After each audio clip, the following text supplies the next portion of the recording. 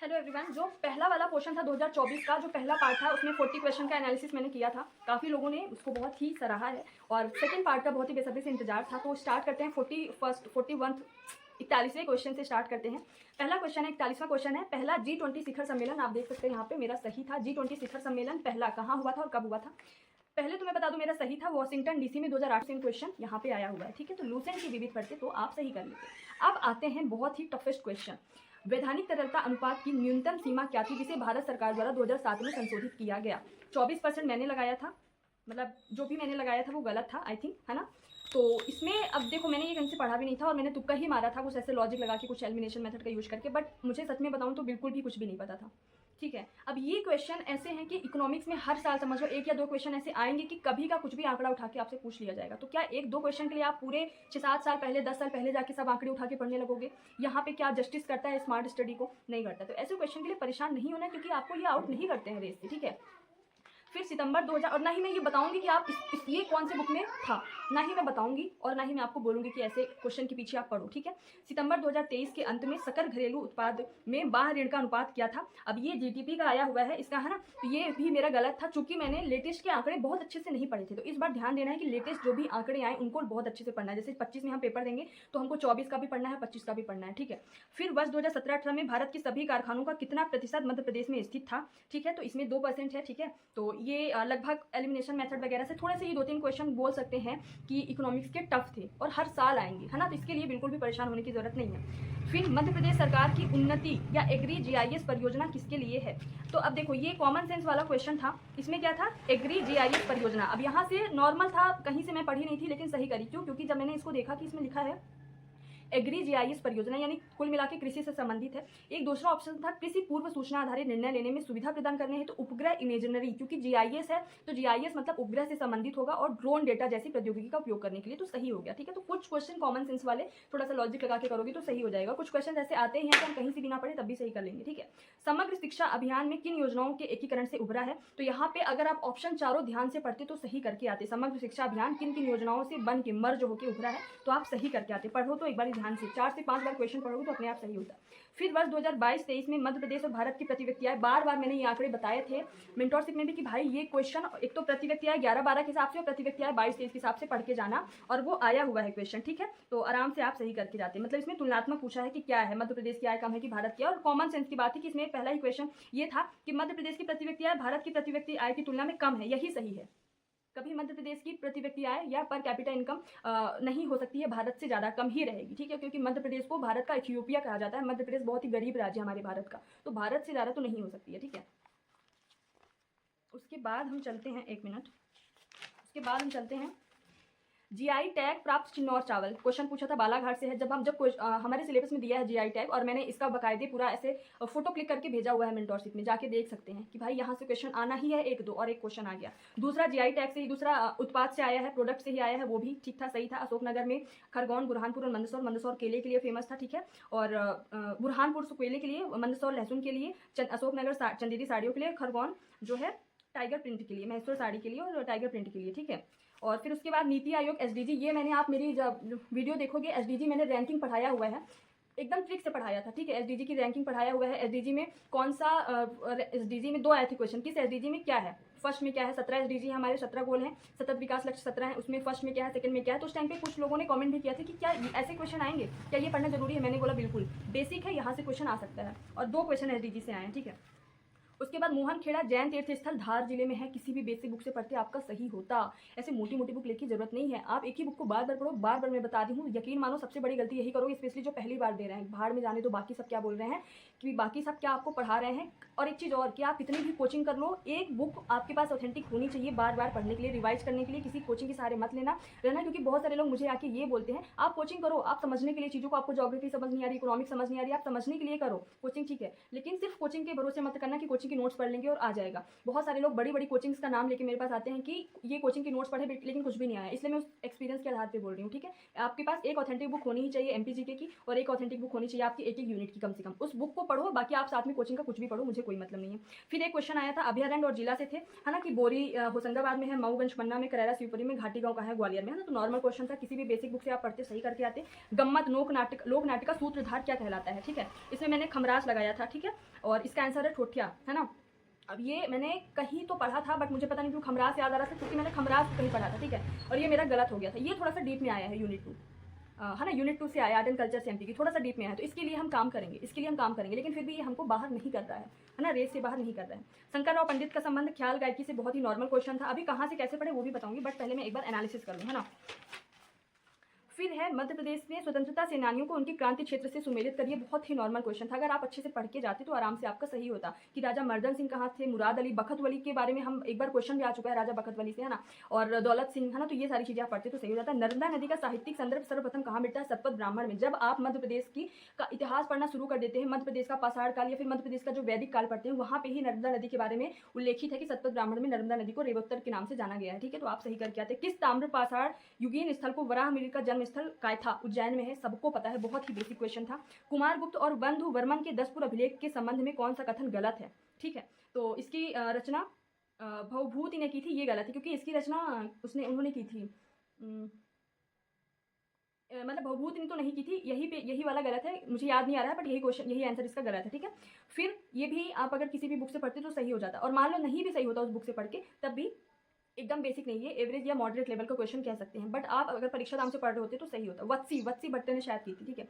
कोहबर क्या है, वैवाहिक अनुष्ठानिक भित्ति चित्र है, हमारे बघेलखंड में बहुत ये कोहबर वगैरह का यूज होता है, बनाया जाता है, ठीक है, वैवाहिक कार्यक्रमों में, ठीक है। तो ये नॉर्मल क्वेश्चन था। यशोधर्मन की सौंदर्य अभिलेख के रचयिता है वासुल कवि, मेरा सही था, क्योंकि मैं बहुत सारे ऐसे फैक्ट्स मैंने लिख के रखा है कि जहाँ से प्रीवियस ईयर के क्वेश्चंस और थोड़े इंपॉर्टेंट फैक्ट्स वो आपको भी करना है आप, ठीक है।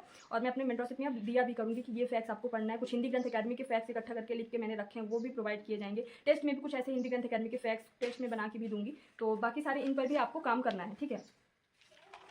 उसके बाद है 61 नंबर का, गुहा अभिलेखों में सुप्रसिद्ध कैलाश मंदिर कहाँ है, तो एलोरा की गुफाओं में। ये बिल्कुल नॉर्मल क्वेश्चन था। आप लूसेंट की हिस्ट्री पढ़ते हैं, लूसेंट की आर्ट एंड कल्चर पढ़ते, सही करके आते। किस वेद में सभा और समिति को पृथक संस्थाओं के रूप में घोषित किया गया है, अथर्ववेद में। लेकिन मैं बताऊं तो मैंने इसको पढ़ा था ऋग्वेद में। देखो एक क्वेश्चन है कि सभा एवं समिति को अथर्ववेद में प्रजापति की 2 पुत्रियों के बारे में, प्रजापति की 2 पुत्रियों को बताया गया है कि सभा एवं समितियां हैं, किसमें, अथर्ववेद में। लेकिन मैंने कहीं से पढ़ा है, ये किसी पीडीएफ से मैंने पढ़ा था कि ऋग्वेद में सभा एवं समिति को पृथक संस्थाओं के रूप में।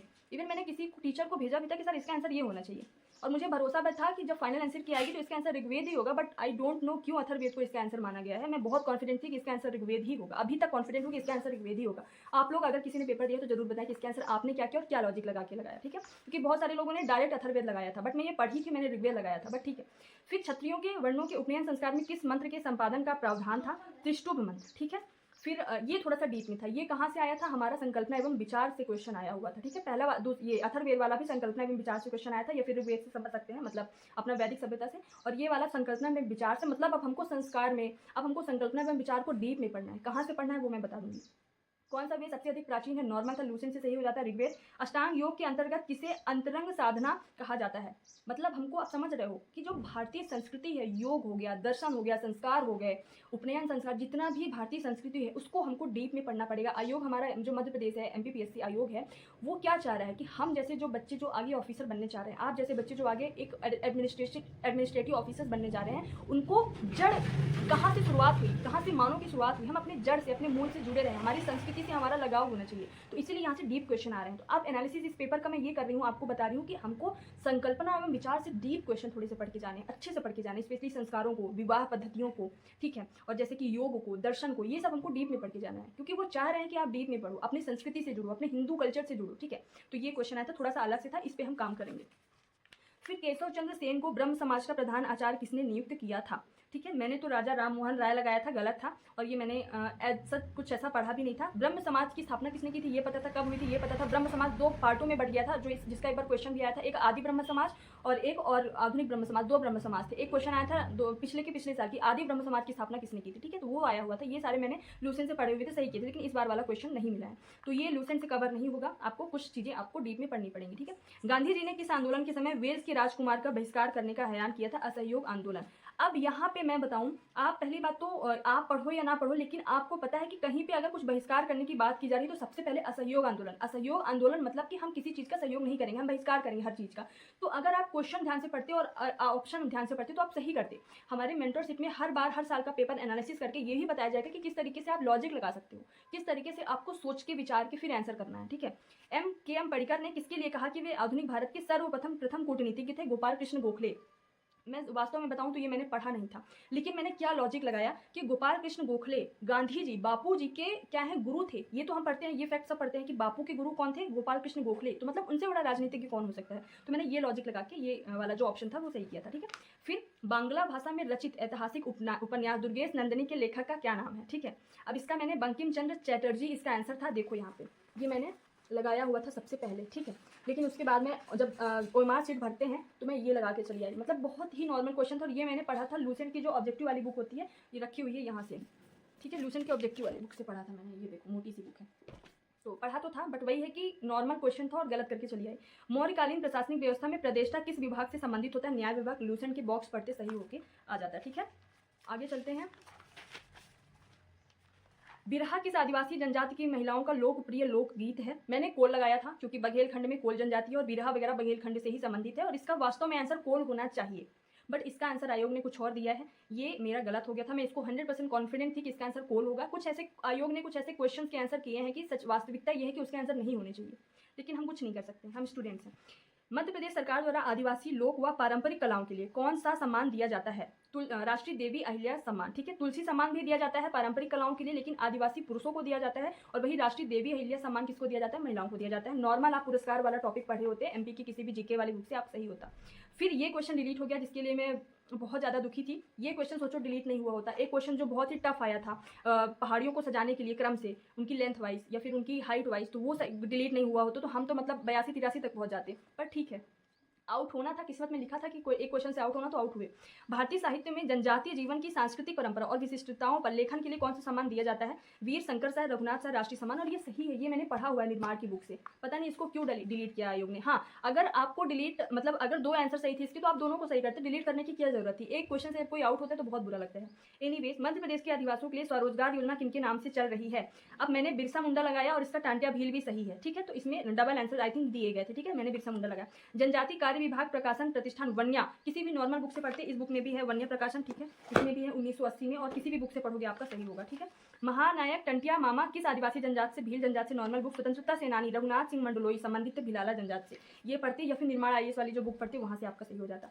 भीमा जनजाति के लोग मध्य प्रदेश के किस जिलों में निवास करते हैं, मंडला एवं डिंडोरी। मैंने लगाया था, डिलीट हो गया कसम से। मैं मतलब क्या ही बताऊं, जब ये मैं देख रही हूँ ना, अब ऐसे समझ आ रहा है कि इतने सारे क्वेश्चन जो मेरे सही थे वो डिलीट हो गए हैं, और सही थे, रियल आंसर सही थे, वो डिलीट हो गया। तो बहुत बुरा लगता है कि 3 क्वेश्चन तो ऐसे डिलीट हो गया, ठीक है। भीमा जनजाति वाला, और ये मैंने कहाँ से, किसी टेस्ट सीरीज से मैंने ज्वाइन किया था, मतलब लगाया था, और वो भी फ्री वाले, वहाँ से मैंने फैक्ट बहुत 20-21 में शायद तब की।